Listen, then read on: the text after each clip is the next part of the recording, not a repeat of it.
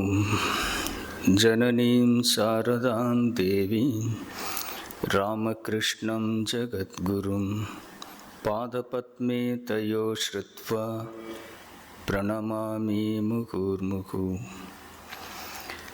அருள் தரும் உன் விஷிகள், அமுதமே உன் மொழிகள், கருணைதான் உன் வழிகள், கலைந்திடும் வரும் பழிகள்.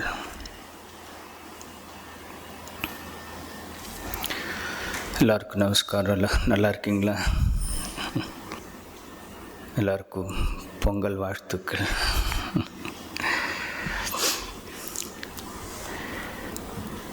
நமது கடைசி வகுப்பில் அம்மாவுடைய வாழ்க்கையில் நடந்த சில நிகழ்ச்சிகளில் சுவாமி ஈசானானந்தா அவர் குறிப்புகளிலிருந்து நம்ம பார்த்துருந்தோம். அவர் அம்மாக்கிட்ட அவருக்கு 9 வயசு இருக்கும்போது என்னமோ வந்துட்டார்னு நினைக்கிறேன். அதுக்கப்புறம் ஒரு வருஷம் 2 வருஷம் கழித்து அம்மா கூடவே இருக்க ஆரம்பித்து 1920 வரைக்கும் அம்மாவுடைய மறைவு வரைக்கும் கூடவே இருந்து சேவை பண்ணிகிட்டு இருந்தார். ஸோ அவருடைய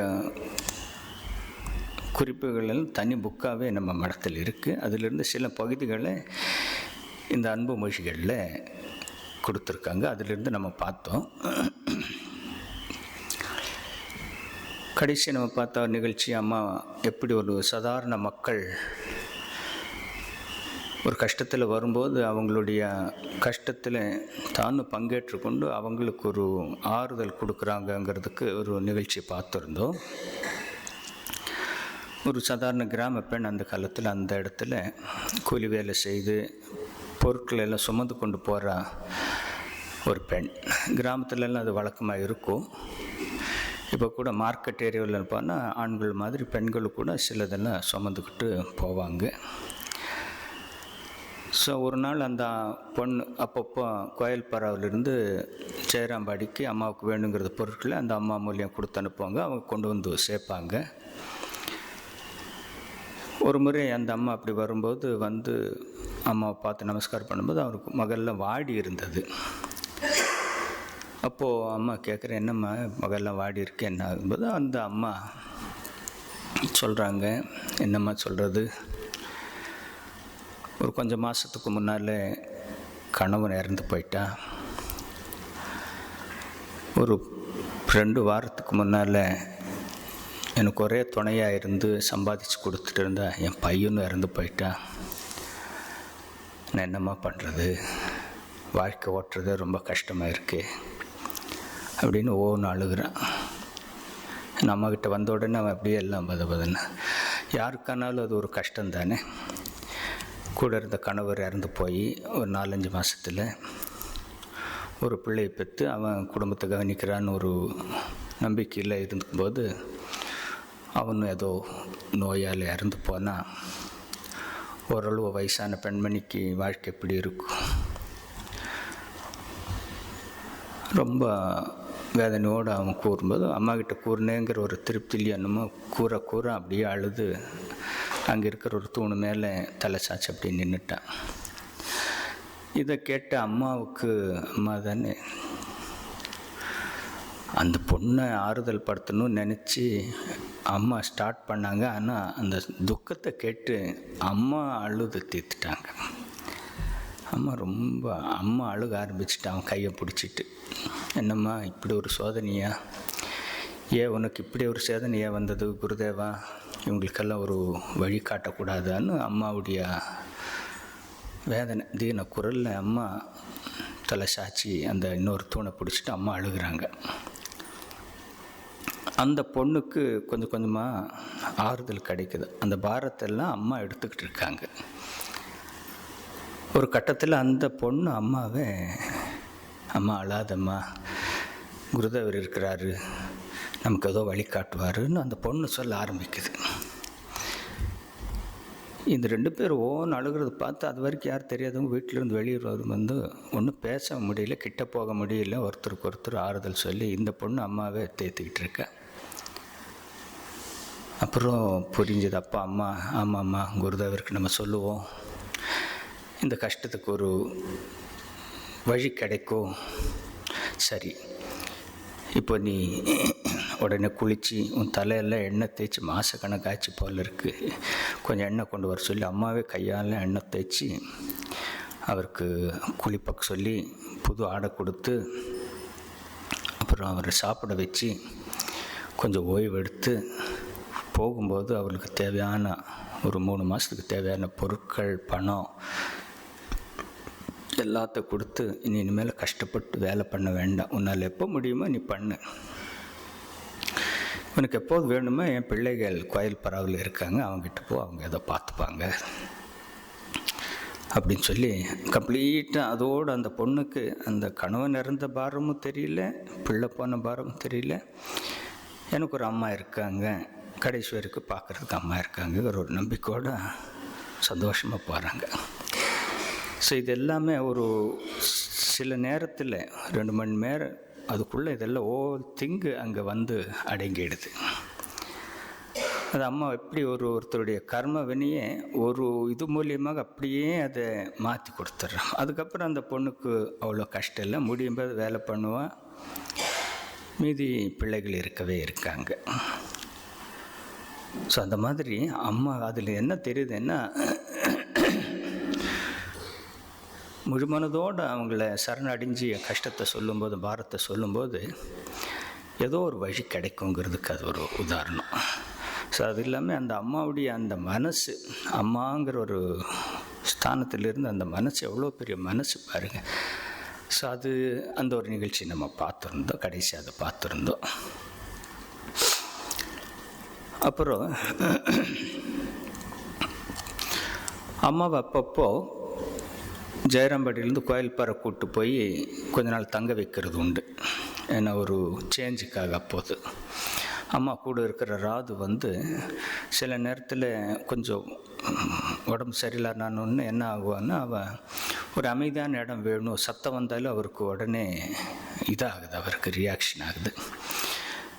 ஸோ அதனால் அம்மா என்ன பண்ணுவாள், ஜெயராம்பட்டி இருக்கும்போது ஒரு மாதத்துக்கு ஒரு முறை அப்படியே போய் ஒரு வாரம் கோயில் பரவில் தங்கிட்டு வருவாங்க. ஸோ ஒரு முறை அம்மா கோயில் பர ஆசிரமத்துக்கு விஷயத்தை சொல்கிறாங்க, நீங்கள் இன்ன நாள் வாங்கோ, வழக்கமாக அவங்க ஒரு பல்லாக்கு கொண்டு வருவாங்க, இன்ன நாள் வாங்கோ, நான் அன்றைக்கி வர்றேன், கோயில் பருக்கு வந்து ஒரு வாரம் தங்கிட்டு வர்றேன் அப்படிங்கிறாங்க. அவங்களும் சரி அப்படிங்கிற நியூஸ் கிடைச்ச உடனே அம்மா சொன்ன அந்த நாளில் வரதுக்கான ஏற்பாடு பண்ணுறாங்க. ஆனால் அன்றைக்கி என்ன ஆகுதுன்னா, காலையிலிருந்தே சரியான மழை, வெளியில் வர முடியாத அளவுக்கு மழை.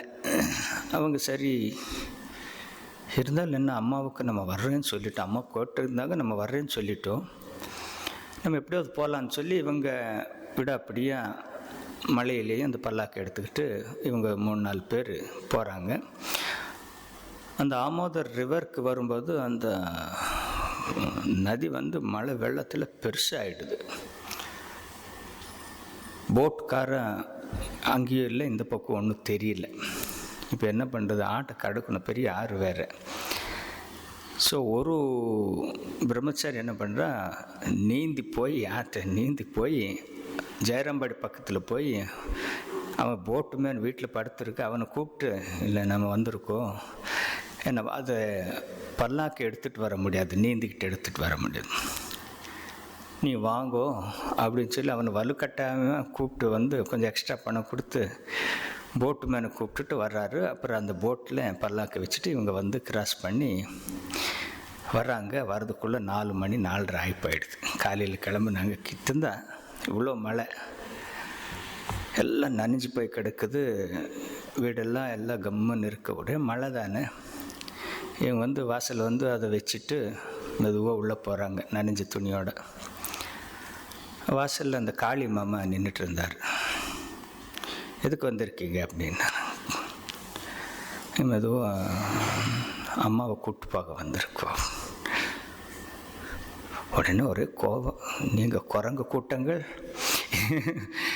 இந்த மழையில் அம்மாவை கூப்பிட்டு பார்க்க வந்திருக்கீங்களா, உங்களுக்கு வேறு வேலை இல்லை, இது என்ன இது, மனுஷன் வெளியில் தலை காட்டவே முடியறதில்ல.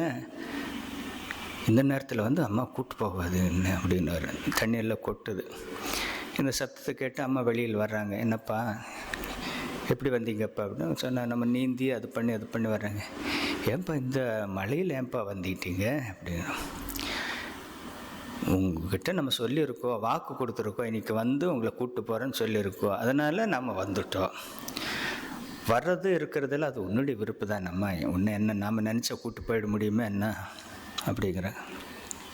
அப்போ அம்மா உடனே சொல்கிறாங்க, இதை பாரு, நீங்கள் கரெக்டாக அதை பண்ணியிருக்கீங்க, ஆனால் உங்கள் வாக்கை உங்களால் காப்பாற்ற முடியுது, என் வாக்கை காப்பாற்ற முடியாதா? சரி கிளம்பு, நான் வர்றேங்கிறாங்க அம்மா. அம்மா அந்த பட்டி இடமா அப்படிங்கிறான். உடனே இவங்க தோல்வி ஒப்புக்கொண்டு, அம்மா இந்த மழையில் நம்ம இப்படியெல்லாம் பண்ணிவிடுவோம்மா, வாக்கு கொடுத்துருக்கோம், நம்ம வந்தோம், அது இல்லாமல் இந்த சாக்கில் வந்து உன்னை தரிசனம் பண்ணிட்டு போக முடியுது, அதுக்காக வந்துட்டோம், எங்கள் மன்னிச்சுக்கோங்க அப்படின்னா. அப்புறம் எல்லோரும் சிரிச்சுட்டு அவங்களுக்கு சாப்பாடு சாப்பிட்டுட்டு அவங்கள அனுப்பி வைக்கிறாங்க. ஸோ அந்த நிகழ்ச்சி நடக்குது. அந்த பிள்ளைகள் அதை எந்த அளவுக்கு அம்மாவுக்கு ஒரு வாக்கு கொடுத்தா பண்ணுறாங்களோ, அதே மாதிரி அம்மாவும் உங்கள் வாக்கை உங்களால் காப்பாற்ற முடியுது, என்னால் முடியலையா, இந்த மழையா நான் வர்றேன்னே அப்படின்னு அம்மாவும் தயாராக இருந்தாங்கப்பா. அது சரியான ஒரு விஷயம். அப்புறம் அந்த கோயில் பரவில் அடுத்த கொஞ்ச நாள் கழித்து அம்மா வர்றாங்க. வந்த இடத்துல இந்த ராதுவுக்கு ஒரு ஸ்பெஷல் டயட்டெல்லாம் பண்ணி கொடுக்க வேண்டியது. ராது உங்களுக்கெல்லாம் தெரியும், அம்மாவுடைய தம்பி பொண்ணு, மகாமாயி அவதாரம். குருதேவர்கிட்ட அது உங்களுக்கெல்லாம் தெரியும், இருந்தாலும் சொல்கிறோம். குருதேவருடைய மறைவுக்கு அப்புறம் அம்மாவுக்கு இந்த உலகத்தில் இருக்கிறதுக்கு முடியல. ஸோ அப்போது நான் வீடோரிலிருந்து என்ன பண்ண போகிறேன் குருதேவன் அப்படிங்கிற மாதிரி எண்ணம் வரும்போது, இல்லை நீ ஏராளமான காரியங்கள் நீ செய்யணும், நான் எப்படி பண்ணுவேன், நான் ஒரு பெண்ணாச்சு அப்படின்னு. இல்லை, உனக்குன்னு ஒரு பிடிப்பு கிடைக்கும், அதை வச்சுட்டு நீ வாழ்க்கை நடத்திட்டு வரணும் அப்படின்னு சொல்லி இந்த ராதுவை காட்டுறாரு காட்சியில். ஸோ அதுக்கப்புறமா அந்த கொஞ்ச நாள் கழித்து தம்பி காலம் ஆயிடுறாரு. தம்பியும் அக்கா கிட்ட அம்மா கிட்ட வாக்கு வாங்கிட்டம்மா, இந்த என்னுடைய மனைவி அப்போவே அவளுக்கு கொஞ்சம் புத்தி சுவாதீனம் இல்லை, மனைவிக்கு ஆல்ரெடி இப்படி ஆகிப்போச்சு, எனக்கு உடம்பு வேறு சரியில்லை, அவர் பேர் வரதான்னு சொல்லிது, எனக்கு உடம்பு வேறு சரியில்லை, இவருக்கு ஒரு மாதத்தில் குழந்த பேர் பொறுக்குது, நான் யார் பொறுப்பில் விட்டுட்டு போக முடியுமா, நீ தானே பார்த்துக்கணும்மா அப்படின்னு சொல்கிறாங்க. அம்மா ஐயோ என்ன இது ஒரு அப்பா இல்லாத பிள்ளை, மனைவி வேறு இப்படி, நான் ஏதோ பந்தத்தில் மாட்டிடுவேனோ தெரியலையே அப்பா, நான் என்னப்பா பண்ண முடியுமே. இல்லைம்க்கா, நீங்கள் தான் இந்த குழந்தைய காப்பாற்றணும் அப்படின்னு அவர் சத்தியம் வாங்கிட்டு அந்த தம்பி இறந்து போயிடுறாரு. அந்த குழந்தை பிறக்கிறதுக்கு முன்னால் இறந்து போயிடுறாரு. ஸோ அம்மாவுக்கு வேறு வழியே இல்லை. ஸோ அதுக்கப்புறம் குழந்தை பிறந்து கொஞ்சம் தவள ஆரம்பிக்கும்போது ஒரு முறை அந்த பைத்தியம் அம்மாவுக்கு பைத்தியம், இந்த துணியெல்லாம் கிழிச்சிட்டு அப்படியே கட்டு போட்டுட்டு, பைத்தியங்கள் எப்படி பண்ணுறாங்க பொதுவாக அந்த மாதிரி புடவை கிழிச்சிட்டு தலையில் கொஞ்சம் போட்டு இப்படி பண்ணிவிட்டு, இன்னும் பெரிய ஒரு வால் மாதிரி ஒரு துணியை அப்படியே இழுத்துட்டு வீதியெல்லாம் சுற்றிட்டு வர்றோம். ரொம்ப கஷ்டமான ஒரு காட்சி. இந்த குழந்தையும் அந்த மணியை பிடிச்சிட்டு பின்னாலேயே அழுதுகிட்டே தவந்துகிட்டே போகிறான். காலெல்லாம் தேயா வாசலில் போகிறான்.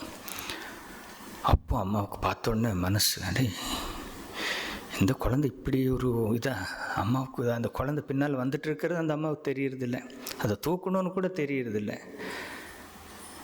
உடனே போய் தம்பிக்கு வேறு வாக்கு கொடுத்துருக்கு, அது இல்லாமல் இது ஒரு ஜீவன், இப்படி விட்டால் அந்த பொண்ணு நாளத்தில் இந்த குழந்தைய கொன்று போட்டுவிடும் அப்படின்னு சொல்லி அம்மா போய் மடியில் ஏற்றுறாரு. வாமா இங்கே வாமான்னு அம்மா மடியில் ஏற்றணுன்னு அந்த குழந்தை அழுகையை நிறுத்துது. அப்போ குருதேவர் காட்சி தர்றார். அம்மா, இந்த பொண்ணு தான் உங்களுக்கு இந்த உலகத்தில் வாழ்கிறதுக்கு ஒரு ஆதாரமாக, இந்த பொண்ணை தான் பிடிச்சிக்கோ, இது ஒரு மகாமாயி அவதாரம் அப்படின்னு சொல்கிறாங்க. அப்போது அம்மாவுக்கு பெரிய அளவில் ஒன்றும் புரியலை. பிற்காலத்தில் அம்மாவுக்கு அதெல்லாம் புரியுது. அம்மா இல்லைன்னா அம்மா சமாதியில் உயிரே விட்டுருப்பாங்க அந்த மாதிரி. ஸோ அந்த மாதிரி ஒரு பொண்ணை அம்மா கடைசி வரைக்கும் பார்த்துட்டு இருந்தாங்க. கடைசி அவளுக்கு வளர்த்து அங்கே பெரிய அளவில் கல்யாணம் பண்ணி வச்சாங்க. கல்யாணம்னா அந்த காலத்தில் அம்மா வீட்டில் அவ்வளோ வறுமை இருந்தாலும் எல்லாருக்கும் சேர்ந்து என்ன பண்ணியிருக்காங்க, அந்த பொண்ணுக்கு புக்கில் போட்டிருக்கு, சிரிப்பாக வரும், அவ்வளோ நகை போட்டிருக்காங்கம்மா, அந்த வெயிட் தூக்கி அந்த பொண்ணு நடக்கவே முடியலையாம்மா. புக்கில் இருக்குன்னுங்க, ஆச்சரியமாக இருக்கும். இப்போ கூட நம்ம சில நேரத்தை போவோம், திருப்பதி போகிறவன் பெரிய நகை போட்டுட்டு போகிறா அப்படி இப்படின்னு எல்லாம் சொல்லுவாங்க, ஆச்சரியமாக இருக்கும். ஸோ அந்த கல்யாணக்காக அந்த நேரத்தில் அந்த ராது போட்ட நகை அவ்வளோ ஜாஸ்தியாமா, அதை தூக்கிட்டு அவன் நடக்கவே சிரமப்பட்டான்னு ரெக்கார்டில் இருக்குது. ஸோ அந்த அளவுக்கு ஒரு நல்லா பண்ணி ஒரு ஜமீன்தார் குடும்பத்தில் அவர் கல்யாணம் பண்ணி கொடுத்தாங்க. இருந்தாலும் அவளுக்கும் புத்திசாலி மகாமாயி தானதில் அவளும் மோஸ்ட்லி அம்மா கூடவே தான் வாழ்ந்தா. கடைசி வரைக்கும் அம்மா அதை பார்த்துட்டு இருந்தா. ஸோ இவளுக்கு உடம்பு சரியில்லாதனால அடிக்கடி வந்து அந்த கோயில் பரவல் வந்து தங்குற மாதிரி சூழ்நிலை வந்தது. அந்த இடத்துல அம்மா இருந்து அவளை கவனிச்சுட்டு இருந்தா. ஸோ அவளுக்கு சாப்பாடு டாக்டர் சில கட்டுப்பாடு சொன்னதுனால ஒரு மனுஷனை தனியாக அதுக்காக வச்சுருந்தாங்க. ஒரு பிரம்மச்சாரி புதுசாக சேர்ந்தவன் அம்மாவை பார்க்க வந்தாங்க. அம்மா டிசைபிள், அம்மாவுடைய தீட்சை வாங்கிட்டு கல்கத்தாவிலேருந்து வர நல்ல பெரிய இடத்து பையன் வந்துட்டு, எனக்கு ஏதாவது சேவை பண்ணணும், நீங்கள் கொடுங்கன்னு அங்கே இருக்கிற சாமிகளை கேட்குறாரு. அவங்க அம்மாவை கேட்குறாங்க, அவங்க என்ன சேவை கொடுக்கணும்னு தெரியலையப்பா அப்படின்னு. அப்போ தான் இன்னொரு அந்த ராதுவ சமையல் மற்ற பொருள் வாங்கிறதுக்காக நியமித்தவர் கல்கத்தாவுக்கு ஒரு வேறு வேலையாக போகிறதுனால, சரி இந்த வேலையை அவன் பண்ண முடியுமான்னு கேளுங்கிறாங்க. அவன் வந்து கேட்கும்போது, ஓ என்ன எதுவானாலும் பண்ணுறேன்னு, அம்மாவுடைய சேவை தானேன்னு சொல்லி பண்ணுறான். ஸோ முதல் நாளில் ட்ரைனிங் எடுத்துக்கோன்னு சொல்லி அவனுக்கு எப்படி சமைக்கணும், எப்படி அந்த பொருளை சாப்பாடு எடுத்துகிட்டு போகணுங்கிறதில் சொல்லி கொடுக்குறாங்க.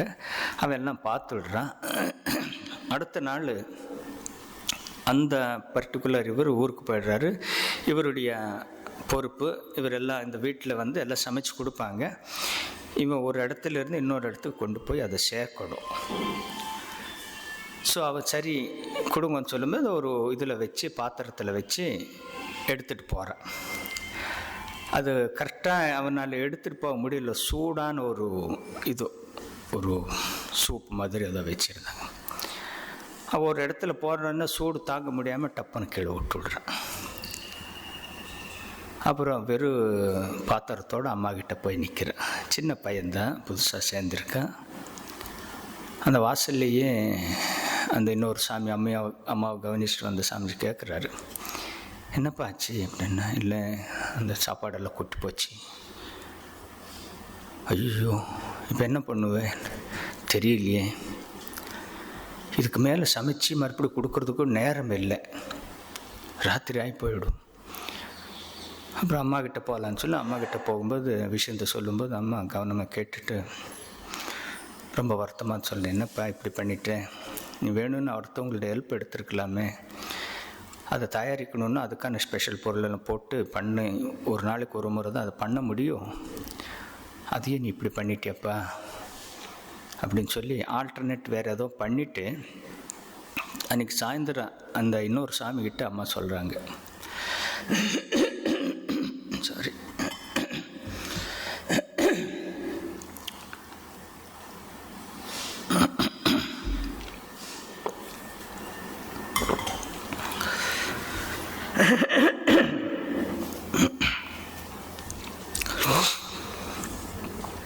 இந்த பருப்பை ஒரு சாதுங்கிற முறையில் அவர் நல்லா தான் பண்ண இருப்பார், அவர் சாதனை பண்ணி அவனால் பண்ண முடியும். பட் எனக்கு சேவை பண்ணணுன்னா கொஞ்சம் வித்தியாசமாக நான் இதெல்லாம் வேணும், அனுசரித்து பார்த்து பண்ணணும். ஸோ எல்லாராலையும் இதெல்லாம் பண்ணிட முடியாது. ஆகவே இனிமேல் அந்த மாதிரி பொறுப்பை அந்த மாதிரி மக்களுக்கு கொடுக்க வேண்டாம்.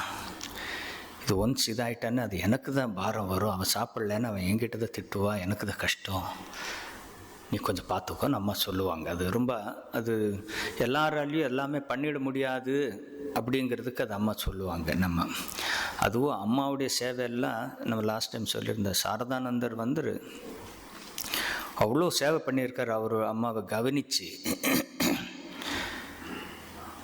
அம்மா கிட்ட சொல்கிறார், அம்மா நான் ஏதாவது ஒரு இடத்துக்கு போயிட்டு வர்றேன், 2 நாள் ஆகும்னு சொன்னால், சாரதானந்தர் அம்மா கிட்ட சொன்னால், உத்போதனில் இருக்கும்போது அம்மா சொல்லுவாங்க, மகனே கொஞ்சம் வெயிட் பண்ணு, முதல்ல நான் கிளம்பிடுறேன்,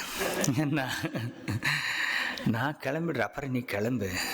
ஏம்மா அப்படி சொல்கிறீங்கன்னு, நீ இல்லாமல் என்னால் இங்கே இருக்க முடியாது. என்ன இத்தனை மக்களை, விதவிதமான மென்டாலிட்டி இருக்கிற மக்களை வச்சுக்கிட்டு எத்தனையோ விதவிதமான பக்தர்கள் வர்றாங்க. இவங்களுக்கு நடுவில் நீ எல்லாத்தையும் நீ தாங்கிக்கிட்டு எனக்கு தேவையானதை மட்டும் ஃபில்டர் பண்ணி அனுப்புகிறேன். அந்த பொறுப்பை யாராலையும் பண்ண முடியாது. நீ என்னுடைய சுமை தாங்கி, நீ என்னுடைய வாசுகி அப்படின்னு அம்மா சாரதானந்தரை சொல்லுவாங்க. அவர் பிறந்த நாள் போன வாரம் தான் வந்து போச்சு. அந்த அளவுக்கு அவர் பொறுப்பெடுத்து பண்ணியிருந்தார். ஸோ அம்மாவுடைய சேவைக்கு அந்த மாதிரி அனுசரித்து பண்ணுது. எடுத்ததுக்கெல்லாம் இது பண்ணுற மாதிரி இருந்தால் கண்டிப்பாக கஷ்டம்னு சொல்லி அம்மா அது ரொம்ப தெளிவுபட சொல்லியிருக்கிறாங்க. அப்போ இன்னொரு நிகழ்ச்சி அதை சொல்லிவிட்டு அம்மா சொல்லுவாங்க. அப்போ இன்னொருத்தர் யாரோ வந்து ஒருத்தரை பற்றி, ஒரு டிசைபிள் பற்றி குறை சொல்லிகிட்டே இருந்தாங்க. அம்மா அவர் அப்படியே பாரு, அது அவன் பண்ணது அது தப்பு, அவன் பண்ணது இது தப்பு அப்படின்னுலாம் சொல்லிகிட்டே இருந்தாங்க. அம்மா எல்லாம் பொறுமையாக கேட்டுட்டு, இந்த பார்ப்பா நீங்கள் சொல்லலாம், இன்றைக்கி அவன் பண்ணதில் அது அந்த தப்பு இருக்குது இந்த தப்பு இருக்குன்னு சொல்லியிருக்கேன். அவன் ஆரம்பத்திலேருந்து என்னென்ன பண்ணான்னு உங்களுக்கு தெரியுமா? நான் ஜெயராம்பாடியில் தனியாக இருக்கும்போது அம்மா அப்போ கூலி வேலையெல்லாம் அந்த நெல் அவிச்செல்லாம் அம்மா சாப்பிட்ருக்காங்க. எனக்கு கூட இருந்து ஹெல்ப் பண்ணது அவன்தான்ப்பா. உடம்பெல்லாம் கறி பொலற வேர்வை சிந்த அவன் பானி இறக்கிறது, பண்ணுறது, அந்த வேக வைக்கிறது, உணர்த்துறது மாதக்கணக்காக எனக்கு பண்ணி உதவி பண்ணியிருக்கா. அப்போல்லாம் நீங்கள் எங்கே போனீங்க? இன்றைக்கி வந்து நீங்கள் அவங்க மேலெல்லாம் குறை சொல்கிறீங்களே, அவன் பண்ணது அது தப்பு இது தப்பு, அப்படிலாம் பண்ணக்கூடாது. அவங்க பாஸ்ட் ஹிஸ்ட்ரியை பாருங்கள், அது எப்படி வந்தது, எப்படி உருவாச்சுங்கிறத நீங்கள் கொஞ்சம் பாருங்கோ. குறை சொல்கிறது ரொம்ப ஈஸி அப்படின்னு நம்ம ரொம்ப தெளிவுபட சொல்கிறாங்க. இன்றைக்கி இவ்வளோ சொல்கிறவங்க அன்றைக்கெல்லாம் எங்கே? இன்றைக்கி எனக்கு ஏகப்பட்ட டிசேபிள் சீடர்கள் வந்துட்டாங்க. எனக்கு சிரமம் இல்லை. எனக்கு சிரமமான காலத்தில் யார் இருந்தாங்க அப்படின்னு சொல்லிட்டு அம்மா சொல்லுவாங்க, பார்ப்பா மனுஷனுடைய புத்தி இப்படி தான். ஒரு சொல்கிறாங்கப்பா, பிறரது குறைகள் ஆரம்பத்தில் என் கண்ணிலும் படத்தான் செய்தது. அம்மா சொல்கிறாங்க,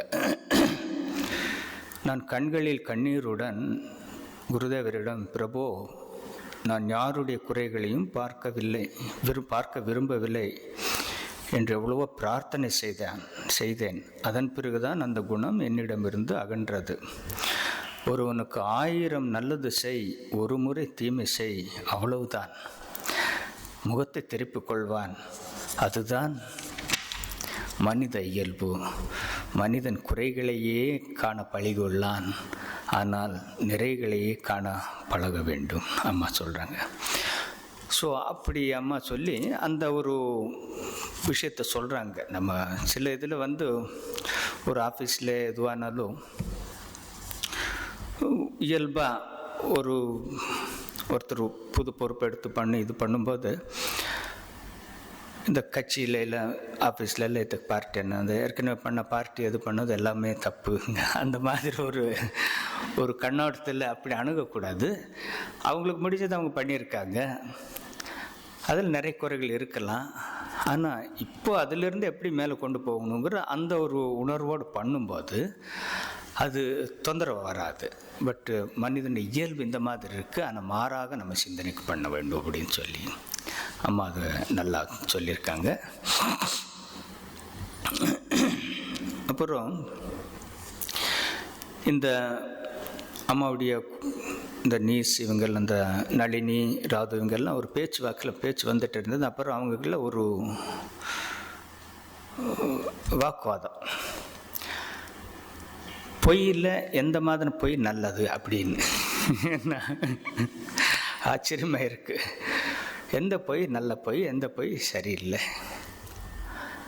இவ கொலஸ்ட்ரால் எல்லாம் சொல்லுவாங்க, நல்ல கொலஸ்ட்ரால் கெட்ட கொலஸ்ட்ரால்னு சொல்லுவாங்க. ஸோ இது ஒரே இது பண்ணி கடைசியாக அவங்களுக்கு ஒரு முடிவுக்கு வர முடியல. அம்மா கிட்ட வர்றாங்க. வந்து நளினி கேட்குறான், அத்தை எத்தகைய போய் நல்லது அப்படின்னு கேட்குறான். என்ன கொஸ்டின் பாருங்கள், எப்படிப்பட்ட பைத்தியங்கள் பாருங்கள். அன்னை வியப்புடன், அம்மா பொய் என்பதே தவறு, இதில் நல்ல பொய் தீய பொய்ன்னு ஏதாவது இருக்கா? அம்மா சொல்கிறாங்க, பொய் பேசுகிறதே தப்பு, இதில் போய் நீ விவாதம் இவ்வளோ நாள் இதான் பேசிட்டு இருந்தீங்களான்னா ஆமாத்தே அப்படிங்கிறாங்க. அந்த பைத்தியங்களுக்கு அதுதான் தெரிஞ்சுது. அப்போ சொல்லுங்கன்னு அம்மா சொல்கிறாங்க, அதெல்லாம் எந்த காலத்துலேயும் எந்த சூழ்நிலையிலும் பொய் பேசுகிறத வேண்டாம், தவிர்த்துடுங்கோ. ஒரு வேளை ஒரு பொய்யால் அது ஒரு ரொம்ப நல்லது நடக்குதுன்னா அப்போ யோசித்து சொல்லலாம் அப்படிங்கிறாங்க. அது பழைய காலத்தில் நம்ம சாஸ்திரங்களெல்லாம் சொல்லியிருக்கு. யாரோ ஒருத்தரை இது பண்ணுறதுக்காக துரத்திட்டு வர்றாங்க. ஏதோ பிரச்சனை, ஒருத்தர் வந்து இன்னொருத்தரை கொல்லணும்னு சொல்லி முடிவு பண்ணுறாரு. அந்த ஆள் ஓடி வர்றாரு, கஷ்டப்பட்டு ஓடுறாரு. இவன் பின்னால் துரத்திடுவார். ஒரு கட்டத்தில் வரும்போது ஒரு 2 பாதை போகுது. அந்த இடத்துல ஒருத்தர் உட்கார்ந்துருப்பார், ஒரு வயதானவர் உட்கார்ந்துருப்பார். அவள் ஒரு கார்னர் தாண்டி வந்து பார்க்கும்போது அந்த 2 பாதை விரியுது. உட்கார்ந்துருக்கிற அந்த பாதை விரிகிற இடத்துல ஒருத்தர் உட்கார்ந்துருக்கிறாரு. அவர் ரொம்ப ஒருத்தர் ஓடி போனது பார்க்குறாரு, ரொம்ப பயந்து ஓடி போனது பார்க்குறாரு. இவர் ஆச்சரியமாக பார்த்துட்டு அப்படி இருக்கிற கொஞ்சம் ஒரு நிமிஷம் கழித்து இன்னொருத்தர் வர்றாரு, கையில் கத்தியோடு வர்றாரு. வந்தால் அவனுக்கு தெரியல எந்த பாதையில் போயிட்டுருக்கான்னு தெரியல. பட் இவருக்கு உட்கார்ந்தவருக்கு தெரியும். இங்கே ஒருத்தர் ஓடி வந்தார், ஐயா பார்த்தீங்களா எந்த பக்கம் போனாருன்னாரு. என்ன சொல்லுவான்? கையில் கத்தியோடு இருக்க, அவனுக்கு உயிர் முக்கியம். ஸோ அவனுக்கு எந்த பக்கம் போனான்னு தெரியும். அவன் மாற்றி சொன்னான், இந்த பக்கத்தை போன மாதிரி தோணுது, ஓடி வந்தாங்க இந்த பக்கத்தை போன மாதிரி தேணுது அப்படின்னா. அவன் அந்த பக்கம் ஓடினான், இவன் தப்பிச்சிட்டான், உடம்பு தப்பிச்சிட்டான். சரியா? அந்த மாதிரி ஒரு பொய் சொல்கிறதுல தப்பு இல்லை. சரி, நல்ல பொய்ன்னு அதை எடுத்துக்கலாமே தெரியல. சும்மா எடுத்ததுக்கெல்லாம் நம்ம பொய் சொல்கிறதோ ஒரு சுயநலத்துக்காக பொய் சொல்கிறதோ தேவையே இல்லை. நல்லா யோசித்து பார்க்கலாம். நம்மளை வீட்டில் ஆகட்டும், அலுவலகத்தில் ஆகட்டும், பொய் சொல்லி இது பண்ணணும்னு தேவையில்லை. ஒரு பொய் சொல்லிட்டா அடுத்தது நம்ம அதுக்கடுத்து அதை காப்பாற்றுறதுக்கு இன்னொரு பொய் அப்படியே போயிட்டே இருக்கும், ஒரு முடிவே வராது. கடைசியாக அந்த பொய்யாலேயே நம்ம அழிஞ்சு போவோம். சந்தேகமே இல்லை, யார் வேணாலும் ஆகட்டும். ஆனால் அது பொய்யின்னு ஒத்துக்கிட்டு சரியாமல் சொல்லிவிட்டு நான் தெரியாமல் இப்படி ஆச்சின்னு சொல்லி கடவுள்கிட்ட மன்னிப்பு கேட்டோ இல்லை பர்சன்கிட்ட மன்னிப்பு கேட்டால் தப்பிச்சோம். அது அப்போவே அங்கே விமோச்சனை இருக்குது. ஏன்னா எந்த ஒரு இதுக்கும் மன்னிப்புக்கு வாய்ப்பு இருக்குது. இல்லை இது இப்படி தான் அப்படின்னு சொல்லி பொய்யே நம்ம பிடிச்சிக்கிட்டு போனால் கண்டிப்பாக அதுக்கு அழிவுக்கு தக்கணும். குருதேவர் வந்து சத்தியா சொல்லுவாங்க, அம்மா சொல்லுவாங்க, ஒரு வார்த்தையில் சாமிஜி கூட சொல்கிறார், ஒரு நாள் கூட அவருடைய வாயிலிருந்து ஒரு சின்ன ஒரு அன்ட்ரூத்து வந்தது கிடையாதுங்கிறாங்க. இந்த லண்டன் லெக்சர்லாம் எனது குருநாதர்ன்னு சொல்லி அந்த லெக்சர் இருக்குது, மை மாஸ்டர் அப்படி புக்கில். சாமிஜி அது வரைக்கும் அவர் யார் என்னங்கிறத பற்றி யாரும் சொல்ல. 4 வருஷம் கழித்து தான் குருதேவர் பற்றியே சாமிஜி சொல்கிறார். அமெரிக்கா சிகாகோவில் ஸ்டார்ட் பண்ணி 93 ஆரம்பித்து 1997 தான் விவேகானந்தர் குருதேவர் பற்றி சொல்ல ஆரம்பிக்கிறார்.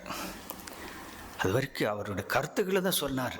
அவர் எப்பவும் அந்த is ideas are important then is personality அப்படின்னு.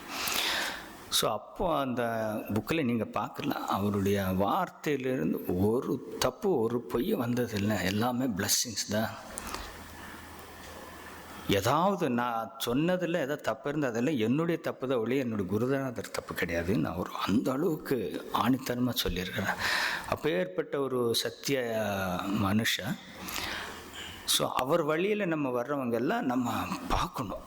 என்ன ஏதோ ஒரு சின்ன இதுக்காக அப்படியோ வேண்டவே வேண்டாம். முடிஞ்ச வரைக்கும் ஆனஸ்டாக இருந்து, இப்போ ஒரு டாக்டர்கிட்ட போனாலும் கூட சில மறைச்சி பேக்க வேண்டிய அவசியம் இல்லை. நம்ம ஒன்று சொல்லலாம், நான் அதை சொல்ல எனக்கு விருப்பம் இல்லைன்னு சொல்லிக்கலாம்.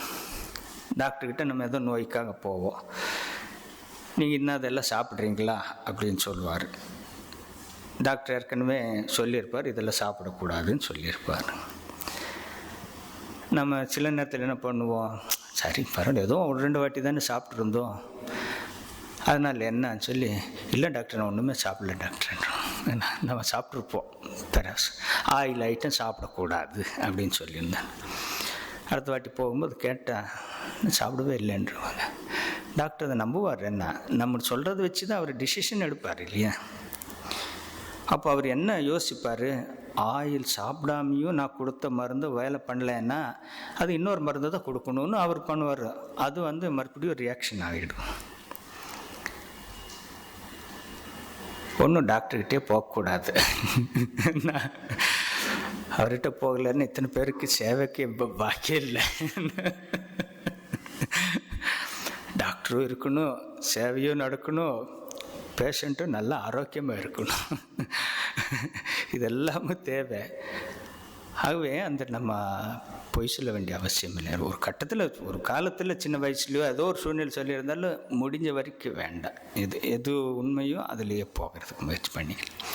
ஸோ அப்போ டாக்டர்கிட்ட நம்ம ஆமாம் டாக்டர் நான் சாப்பிட்டேன் அப்படின்னு அவர் சொல்லுவார். இல்லை நீ இனிமேல் சாப்பிடாம இந்த மாத்திரை சாப்பிட்டுட்டு மறுபடியும் வாங்கோ, அப்போ டெஸ்ட் பண்ணி பண்ணலாம் பாரு. நியாயம் தானே?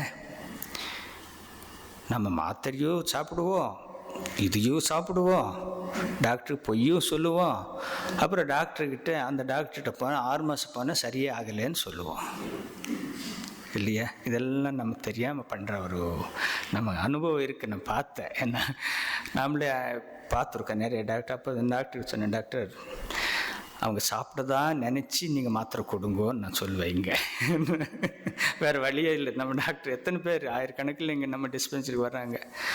ஸோ அந்த 11 வருஷம் நான் பார்த்தேன், எத்தனையோ பேர் எதை கேட்பாங்க, டயபெட்டிஸ் ஆகட்டும் பிபி ஆகட்டும், எனக்கு தெரிஞ்சவங்கள டாக்டர்கிட்ட போய் நான் ஒன்றும் சாப்பிட்லம்பாங்க. சரி மாத்திரையாவது ஒழுங்காக சாப்பிட்டியா அப்படின்னா ஆமாம்பாங்க. நான் கொஞ்சம் சத்தம் போட்டு கேட்டு கரெக்டாக சாப்பிட்டீங்களா? இல்லை நடுவில் 2 நாள் விட்டுட்டேன்பாங்க. ஸோ இதெல்லாம் நடக்குது. அப்போ டாக்டர் குறை என்ன பிரயோஜனம்? கூடாது நமக்கு. நம்ம அதனால் அந்த சத்திய இதில் இருக்கிறதுக்கு முயற்சி பண்ணியே தீரணும். முயற்சி பண்ணுவோம், முடியாத இடத்துல அதனால சரி குருதா இன்றைக்கி 2 பொய் சொல்லிட்டு நாளைக்கு அது ஒன்றா குறைச்சிக்கிறேன், அடுத்த வாட்டி அது பொய்ய வேண்டாம் அப்படிங்கிற ஒரு நம்மளை வளர்த்துக்கணும். ஸோ அதை பாதை கிளியராக இருக்கும், மனசு தெளிவாக இருக்கும். இல்லைன்னா அந்த பாரத்தோடு நம்ம பொய் சொல்லி அதனால் ஏதோ ஒரு தீய விளைவுகள் ஏற்பட்டு அந்த பாரத்தோடு நம்ம இருந்தால் நம்ம உடம்பு பாதிக்கும். ஸோ அதனால் அதை கிளியர் பண்ணி அம்மா இங்கே சொல்கிற பொய்யுங்கிறதே தப்பு, இதில் நல்ல பொய் கெட்ட பொய்ங்கிறது என்னம்மா அது வேண்டாம் அப்படின்னு சொல்லிவிட்டு அம்மா கேட்பாங்க, சரி உங்ககிட்ட நான் ஒன்று கேட்குறேன், இறைவனிடம் நம்ம ஏதாவது வேண்டணுன்னா எதை வேண்டணும் அப்படின்னு கேட்குறாங்க. அம்மா கேட்குறாங்க. அம்மா அது இருக்கட்டும், இங்கே உங்களெல்லாம் ஒன்று கேட்கிறேன், சரியாக பதில் சொல்கிறீர்களா பார்க்கலாம். அம்மாவே சொல்கிறாங்க, பேஜ் 464 கடவுளிடம் எதை பிரார்த்திக்க வேண்டும் கேட்குறாங்க. அம்மா கேட்குறாங்க, நீ பொய்யெல்லாம் விட்டுடுது, இனிமேல் கடவுளை வேண்டணும்னு என்னத்தை வேண்டணும்னு. அப்போ உடனே அந்த நளினி சொல்கிறாங்க, ஏனத்தை ஞானம் பக்தி போன்றவை மற்றும் எவற்றால் மகிழ்ச்சியாக வாழ முடியுமோ அவை இவற்றெல்லாம் பிரார்த்திக்க வேண்டும் என்று அவன் புத்திமதி சொல்கிற மாதிரி சொல்கிறான். அம்மா சொல்கிறாங்க, இல்லை ஒரு வார்த்தையில் சொல்வதானால் என்ன பிரார்த்திக்க வேண்டும், ஒரே ஒரு வார்த்தையில் நம்ம கேட்கணும் இறைவனிடம் அப்படின்னு நம்ம எதை பிரார்த்தனை செய்ய வேண்டுங்கிறாங்க. நம்ம என்ன இப்போ கொஸ்டின் வச்சாலே கன்ஃபியூஷன் ஆகிடும். எங்களுக்கெல்லாம் ஒரு வார்த்தையில் எல்லாம் முடியாது, ஒரு பக்கத்தில் வேணா சொல்கிறாங்க. நம்ம வேண்டுதலெல்லாம் பெருசாக தான் இருக்கும் இல்லையா? ஒரே வார்த்தையில் கடவுளோட கேட்கணுன்னு என்னான்னு அம்மா கேட்குறாங்க. என்னவா இருக்கோ? படிச்சிருப்பீங்க ஏற்கனவே. இல்லை, அதுவும் இல்லை. அம்மா சொன்னது வேற.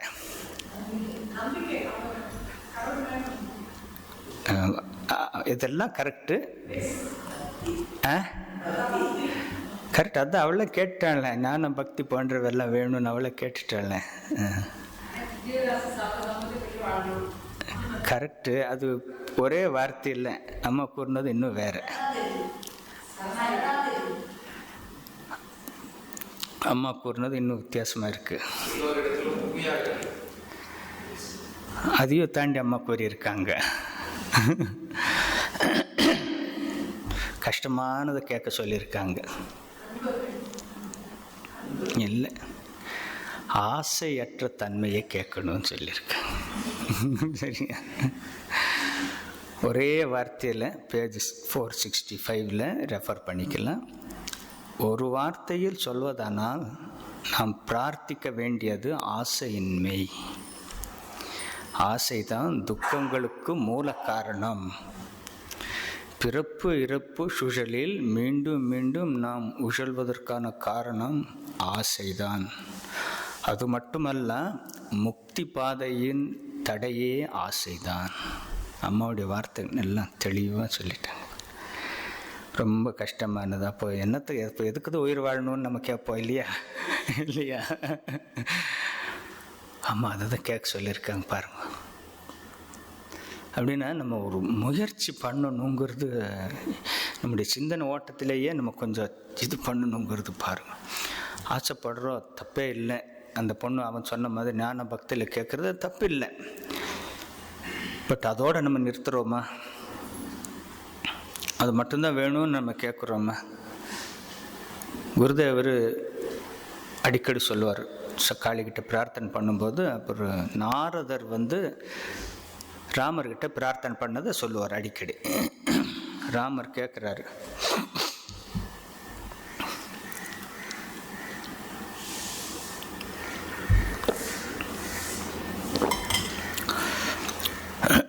நாரதா, உன்னுடைய பக்தியால் எனக்கு ரொம்ப சந்தோஷம். நீ ஏதோ வரம் கேளுன்னு கேட்குறாரு. நீங்கள் படிச்சிருப்பீங்க. இப்போ நாரதர் சொல்கிறாரு, ராமா வேண்டாம், உன் தரிசனம் ஆச்சு, இன்னும் புகழ்பாடுறதுக்கான வாய்ப்பு கிடைச்சிருக்குது, போதும். இல்லை, அது ஓகே, வேறு எதாவது வேணும்னு கேளுங்கிறான். வேறு எதாவது இல்லை ராமா வேண்டாங்கிறான். 3வது முறை சொல்லும்போது அவர் கேட்குறாரு, ராமா, உன்னுடைய இந்த மாய உலகத்தில் என்னை சிக்காமல் என்னை காப்பாற்றணும், எனக்கு ஆசை இல்லாத தன்மையை தரணும், சிந்தனையிலே நான் வாழணும், வேறு ஒன்றும் வேண்டாம். குருதேவர் இதையும் அமுது மொழியிலே வருது. ஒவ்வொரு நாள் சொல்லுவார். கடைசியாக சொல்கிறேன், உன்னுடைய எல்லையற்ற கருணையால் உன் பாதத்தில் மாறாத பக்தி வேணும். Out of the infinite mercy grant me pure love for thy lotus feet. இதுதான் வேணும்னு நாரதர் ராமர்கிட்ட பேசி அவர் என்ன ஆஃபர் பண்ணாரோ அதெல்லாத்தையும் ரிஜெக்ட் பண்ணி இதை மட்டும் கேட்டாருன்னு குருதேவர் சொல்லிவிட்டு காளிகிட்ட அப்படியே பேசி அவர் இதே பிரார்த்தனை பண்ணிவிட்டு ஓன்னு அழுகிறார் குருதேவர். அமுது மொழியில் இதில் வருது. இப்போ கூட இருக்கிறவங்களாம் பார்க்குறாங்க, இப்படி தான் நாமளும் பிரார்த்தனை பண்ணணும் போல இருக்க, நமக்காக இவர் இப்படி பண்ணி காட்டுறாருன்னு குருதேவர் சொல்கிறாரு. சீடர்கள் சொல்லுவார்.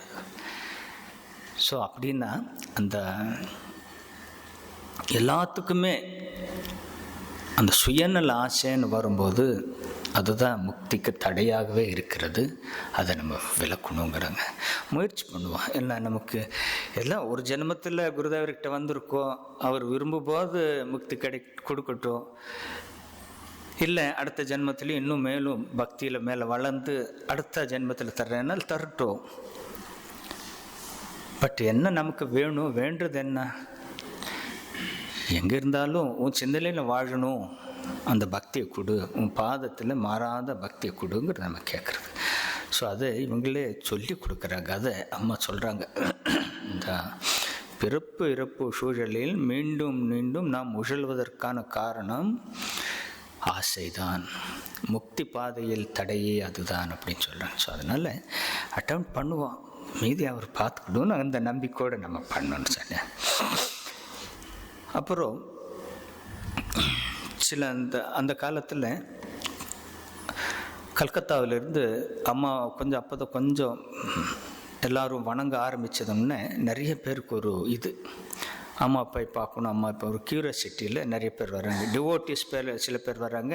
சாதாரண மக்களும் ஏதோ கேள்விப்பட்டு நம்மளும் இங்கே ஏதோ ஒருத்தர் வர்றாங்க அப்படின்னா எல்லோரும் நம்ம மக்கள் போகிறது இயல்பு. நம்முடைய இந்திய கலாச்சாரம் அப்படி இருக்கு. ஏதோ ஒரு மகான் வர்றாரு, ஏதோ ஒரு பெரிய ஆள் வர்றாரு அப்படின்னா நம்ம எல்லாம் கூட்டமாக போவோம், அதில் தப்பு இல்லை. ஸோ கல்கத்தாவிலிருந்து ஒரு கூட்டம் போகுது, எல்லாம் ஒரு பணக்கார வீட்டு மக்கள். அங்கெல்லாம் அப்போல்லாம் என்ன பண்ணுறது, ட்ரெயினில் மாட்டு வண்டியில் வந்து போகிறதுக்கு 3 நாளாவது ஆகும். ஸோ அவங்க மாட்டு வண்டியில் காலையில் இருக்காங்க. அம்மா கிட்ட நமஸ்காரம் பண்ணிவிட்டு எல்லாம் அவங்களுக்கு தேவையானதெல்லாம் அம்மா பண்ணிட்டு இருக்காங்க. ஒரு கட்டத்தில் என்ன ஆகுதுன்னா, அவங்க மத்தியானம் சாப்பிட்டுட்டு கிளம்புற போல் அப்படின்னு நினைக்கும்போது, இல்லை அவங்க தங்கிட்டு போகிறேன்றாங்க, இன்றைக்கி லேட் ஆகிடுச்சு தங்கிட்டு போகிறேன் அப்படிங்கிறாங்க. ஸோ அப்போது அம்மாவுக்கு ரொம்ப கஷ்டம். அப்போல்லாம் பொருட்கள் கிடைக்கிறதெல்லாம் ரொம்ப கஷ்டம். அங்கெல்லாம் திடீர்னு ஒரு 10-15 பேர் வந்தால் அந்த கிராமத்தில் கஷ்டம். அம்மா அன்றைக்கி இருக்கிற காய்கறி அதில் வச்சு ஏதோ மேனேஜ் பண்ணிட்டாங்க. பட் இவங்க நிறைய பேர் இருக்காங்க. அப்போது அம்மா சொல்லிட்ட அது வேணும் இது வேணும்னு அம்மா கேட்க ஆரம்பிக்கிறாங்க. எங்களுக்கு 2 டவல் வேணும் கொண்டு வான்னு ஒரு பிரம்மச்சாரியை அனுப்புகிறாங்க. அவன் ஓடி ஆடுற, அங்கெல்லாம் டவலுங்கிற சின்ன துண்டு தான் அந்த காலத்தில் பண்ணிகிட்ருப்பாங்க. அவள் கஷ்டப்பட்டு ஒன்று கொண்டு கொடுத்தாங்க. அப்புறம் சாயந்தரத்துக்கு எங்களுக்கு கொசுவலை எல்லாம் வேணும், அதுக்கு கயிறு வேணும் அப்படின்னு கேட்குறாங்க. ஸோ அவன் இன்னொரு பிரம்மச்சாரி அந்த சைடு ஓடிக்கிட்டு இருக்கா.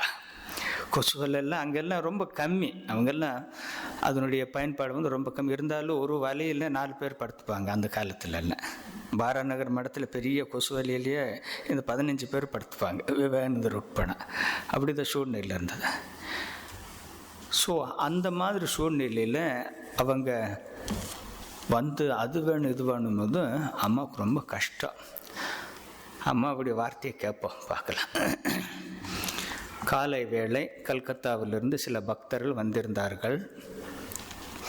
விலை மதிப்பு மிக்க நவநாகரிக ஆடை உடுத்திருந்தார்கள். பழங்கள் அது இது என்று அன்னைக்கு பல காணிக்கையும் கொண்டு வந்தார்கள்.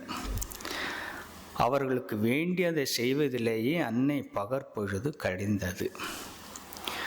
மாலையில் தமக்குத்தாமே அம்மா கூறிக்கொண்டார், ஓ, என் பிராணனையே பிழிந்து எடுத்து விட்டார்கள். இனி என்னால் இயலாதப்பா, இயலாது. சொல்லிட்டாமா சொல்லுங்க, எனது சில பிள்ளைகள் வருகிறார்கள், என் வீடே அமைதியும் ஆனந்தமும் நிறைந்ததாக இருக்கிறது. அவர்களுக்கு தேவையான அரிசி காய்கறி எல்லாம் எப்படியோ கிடைத்து விடுகிறது, அவர்களும் சமாளித்து கொண்டுவார்கள். நான் எந்த கவலையும் பட தேவையில்லை. உள்ளதை சாப்பிடுவார்கள், இலையை எடுத்துக்கொண்டு எழுதி போனார்கள். ஆகா, அவர்கள் பேசினாலே என் உள்ளம் குளிர்வது போல இருக்கும். அம்மாவுடைய ஒரு டிசைபிள் குரூப்.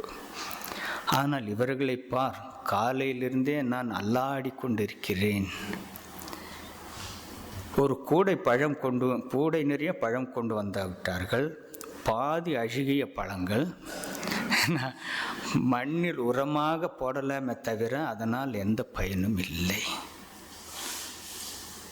அவங்களும் மேபி 3 நாள் கழித்து போய் சேர்ந்ததுக்கப்புறம் அது அழுகிருக்கெல்லாம் வாய்ப்பு இருக்குது. இருந்தாலும் அம்மா அதை சொல்கிறாங்க, மண்ணில் உரமாக போடலாமே தவிர அவற்றால் வேறு எந்த பலனும் இல்லை. அவற்றெல்லாம் எங்கே கொண்டு போய் போகிறது எனக்கு ஒன்றும் புரியவில்லை. அவர்களின் ஆடை ஆபரணங்களுக்கு எந்த குறையும் இல்லை, எல்லாம் மேக்கப் பண்ணி வந்திருக்காங்க. அந்த காலத்தில் இது இருந்திருக்கு போல இருக்கு. எல்லாம் நவநாகரிகம், ஆனால் டவல் கொண்டு வர மறந்து விட்டது என்கிறார்கள். ஐயோ, கஷ்டமாக இருக்கு. அது மேலே படித்தா ரொம்ப சிரிப்பாகவும் வேதனையாக இருக்குது, நீங்களே படிச்சுக்கோங்க. ஸோ அது பண்ணிவிட்டு, கடவுளே இது உன் உலகம், நீயே எல்லாவற்றையும் கவனித்துக்கொள், என்னால் இதற்கு மேலும் தாங்க முடியாது. ஒரு பக்கம் ராது இப்படி, மறுபக்கம் இவர்கள் இப்படி, பிரபு அப்படின்னு சொல்லி அம்மா பிரார்த்தனை பண்ணுறாங்க. என்ன இதெல்லாம் புக்கில் இருக்குது, நோட்டை பண்ணியிருக்கேன். ஸோ இதெல்லாம் நமக்கு ஒரு இது, அம்மா இந்த மாதிரி சூழ்நிலையெல்லாம் வாழ்ந்திருக்காங்க, இப்படியெல்லாம் போராடி இருக்காங்க. அந்த சூழ்நிலையிலையும் அவர் எப்படி மக்களுக்கு தேவையானவங்களுக்கு தேவையானது பண்ணிட்டு இருந்திருக்காங்க. அதுதான் நீங்கள் எல்லோரும் பார்த்துருப்பீங்க. அந்த ஜெயராம்பாடியிலெல்லாம் ஒரு சின்ன ஒரு ரூம், புதிய வீடு பழைய வீடுன்னு சொல்லி அம்மாவுக்கு இருக்குது, எல்லாம் போனவங்க தெரியும். ஓல் திங்கே 10க்கு 15, 10க்கு 12, அவ்வளோதான். நகபத்தில் அஃப்கோர்ஸ் அது ரொம்ப சின்னது, அதுலேயே வாழ்ந்துருக்காங்க, அது தவ வாழ்க்கை. இந்த ஜெயராம்பாடியில் கூட அவ்வளோதான் வசதி. அதை வச்சு அதுக்குள்ளே சமையல் சாப்பாடு, அதை முடிச்சக்கப்புறம் அங்கேயே குருதேவருக்கு பூஜை, அங்கேயே வர சீடர்களுக்கு தீட்சை கொடுக்கறது, சன்னியாசி தீட்சை கொடுக்கறது, ஏராளமான பக்தர்களை வரவேற்று அவங்களை ஆசீர்வாதம் பண்ணுறது, எல்லாமே அங்கே தான் நடந்திருக்கு, சின்ன சின்ன இடத்துல நடந்திருக்கு. ஆனால் அம்மா ஒரு நாளும் அதை குறைய ஏற்றுக்கலை. இப்போதைக்கு இவ்வளவு தான், இதுக்கு மேலே நம்ம என்ன பண்ணுறது அப்படின்னு அவங்க வாழ்ந்து காட்டினதுனால, அந்த கூட இருந்த அந்த பீரியடில் இருந்தவங்க எல்லாருக்குமே அது ஒரு போதுமானதாக இருந்தது. இது போதும், அம்மாவே இது பண்ணும்போது அது போதுங்கிறோம். அப்புறம் சின்ன பெரிய வீடு கட்டினா எல்லாருக்கும் ஒரே சந்தோஷம், அம்மாவுக்கு இன்னொரு பெட்டர் வீடு கிடச்சிடுச்சு. சாரதானந்தர் அன்னைக்கு உத்போதனில் வீடு கட்டும்போது லோன் கேட்குறாரு. ஆரம்பத்தில் பணம் யாரும் தரல, பணம் இல்லை அந்த காலத்தில். கஷ்டப்பட்டு வட்டிக்கு லோன் வாங்கி அம்மா வந்து தங்குறதுக்கு, அதுக்கு முன்னால் அங்கே இங்கே 4 நாள் வச்சுருக்கேன். டிவோட்டிஸ் வீட்டில் கூட அவங்களுக்கும் குடும்பம் இருக்குது. இந்த அம்மா கூட வர்ற பெரிய கூட்டத்தை எல்லாத்த 10 பேரை ஒரு விருந்தரம் கிட்ட போயிட்டு ஒரு வாரம் இருக்கணும்னு அது கஷ்டம் தானே, அவங்க விரும்பி பண்ணாலும் சிரமம் தானே. அதனால் அம்மா மண்ணில் என்ன பண்ணுவோம், இந்த வீட்டில் ஒரு 4 நாள் அங்கே 4 நாளுங்கிற மாதிரி இருந்து பண்ணதுன்னு சாரதானந்தருக்கு கஷ்டமாகி பணமும் வரல. கஷ்டப்பட்டு லோன் எடுத்து அம்மாவுக்காக வீடு கட்டணும்னு உயிரை கொடுத்து கட்டினார். அது இன்னும் அப்படியே நிற்குது உத்போதன் ஹவுஸ். அந்த லோனை அவர் குருதேவருடைய வாழ்க்கை சரித்திரத்தை எழுதி அதை சேல்ஸ் பண்ணி அது மூலிமா லோனை அடைக்கிறார் சாரதானந்தர். எல்லையற்ற தியாகம், ஒவ்வொருத்தரும் ஒவ்வொரு. விவேகானந்தர் அவருடைய பாணியில் கிரேட், பிரம்மானந்தர் அவருடைய பதில கிரேட், சசி மகாராஜ் அது ஒரு கிரேட், சாரதானந்தர் கம்பேரே பண்ண முடியாத அளவுக்கு அம்மாவுடைய இதை பண்ணியிருக்கேன்.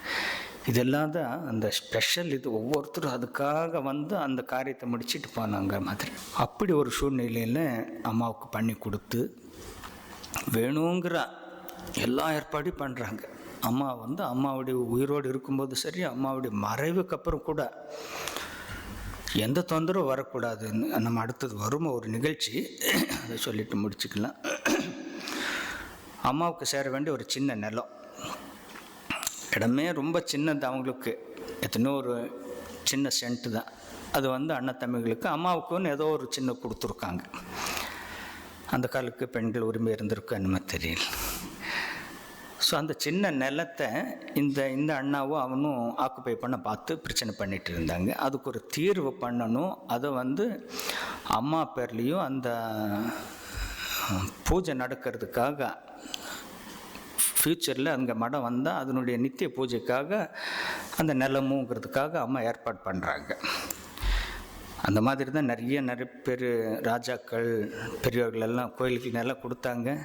அண்ட் அன்ஃபார்ச்சுனேட்லி இன்றைக்கி பல லட்சம் ஏக்கர் காணாமல் போயிடுச்சு.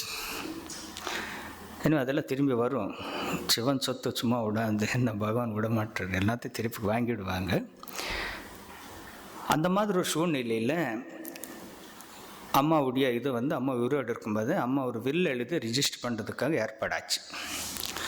அப்போ அந்த ரிஜிஸ்டர் வந்து விஷ்ணுபூர்னு சொல்லி அங்கேருந்து ஒரு 40 கிலோமீட்டர் தள்ளி இருக்கும். அங்கேருந்து அவரை பல்லாக்கில் தூக்கிட்டு வருவாங்க.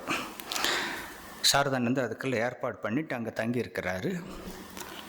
ரிஜிஸ்டர் முன்னாலே போய் சொல்லி, இந்த அம்மா இந்த மாதிரி அம்மாவில் ரிஜிஸ்டர் ஆஃபீஸ்களில் வர முடியாது, நீங்கள் இந்த நாள் என்னைக்கு வர முடியும்னு சொல்லுங்க, நாம் ரெடியாக இருக்கோங்கிறாங்க. அவர் ஒரு டேட் கொடுக்குறாரு. அந்த டேட்டில் வர்றாங்க. அவர் ரொம்ப இளைஞர், ஒரு முஸ்லீம் பையன், நல்லா படிச்சிருக்கு. அந்த காலத்தில் படித்து மேலே வந்து 25 வயசு தான் பெரிய ரிஜிஸ்டர் ஆகிருக்கார். அவன் பல்லாக்கில் வர்றாரு. அம்மாவுக்கு இங்கே எல்லாம் பத்திரகத்தில் சாரதானந்தில் ஏற்பாடு பண்ணி ரெடியாக வச்சுட்டு அவனுக்காக வெயிட் பண்ணுறாங்க. சாரதானந்தருக்கு அப்போவே கிட்டத்தட்ட 50-60 வயசு இருக்கும், பெரிய உடல். அம்மா உள்ளே இருக்காங்க.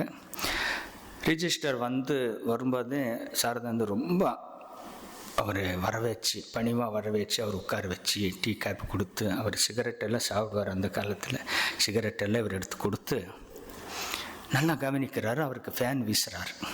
அவர் சின்ன இளைஞர், அவருக்கு டபுள் வயசு.